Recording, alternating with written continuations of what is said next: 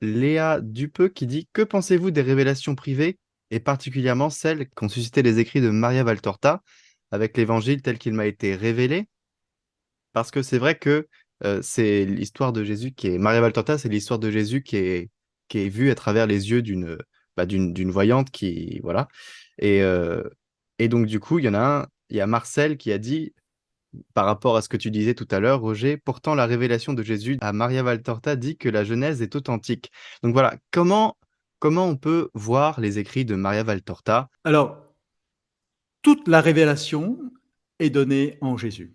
Tout ce que Dieu a voulu nous dire et nous faire connaître de lui, de ce qu'il veut faire, eh bien, est en Jésus et dans l'enseignement de classique de l'Église. Donc, les révélations privées n'ajoutent rien à la foi. On dit que la foi est comme un contenu. Vous voyez, la foi prend du temps pour se déployer à travers le temps, mais la foi est une. On n'ajoute pas quelque chose, on ne va pas découvrir quelque chose de plus de tout ce que l'Église et les apôtres nous ont transmis. Voilà. Ça, c'est une chose. Pour prendre une image, vous voyez, dans le bouton de rose, il y a toute la rose. Mais ce bouton va petit à petit, progressivement, jour en jour, sous l'effet du soleil et la pluie et les vents, eh bien, ouvrir, s'ouvrir et déployer toute la beauté de sa beauté. Eh bien, c'est ce que fait la foi de l'Église. Elle se déploie. Alors, des écrits de Maria Valtorta, mais d'autres écrits encore, ces saints, en quelque sorte, là, sont là pour nous illustrer la foi. Et c'est vrai que ils ont une manière de parler, de présenter l'histoire de Jésus qui va être plus simple, plus abordable pour nous.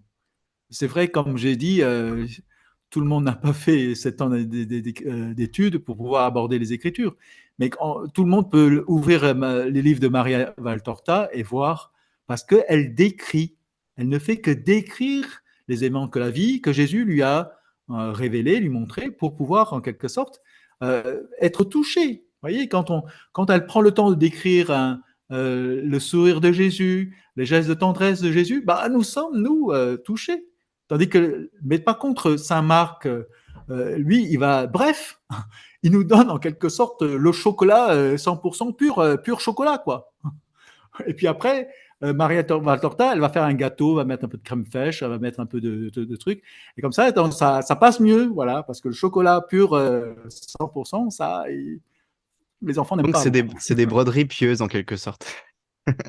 C'est des broderies qui peuvent aider, hein, favoriser, je dirais, pieuse, c'est un peu une connotation un peu négative, péjorative, mais voilà, qui nous aident parce que nous sommes des êtres de chair, des êtres sensibles, et quand on décrit les gestes, les scènes, le paysage, eh bien ça nous touche. Voilà, on lit beaucoup plus facilement Maria Valtorta que l'évangile de Saint Luc ou de Saint Jean. Mais dans Saint Luc, dans Saint Jean, nous avons toute la foi. Voilà, tout est là.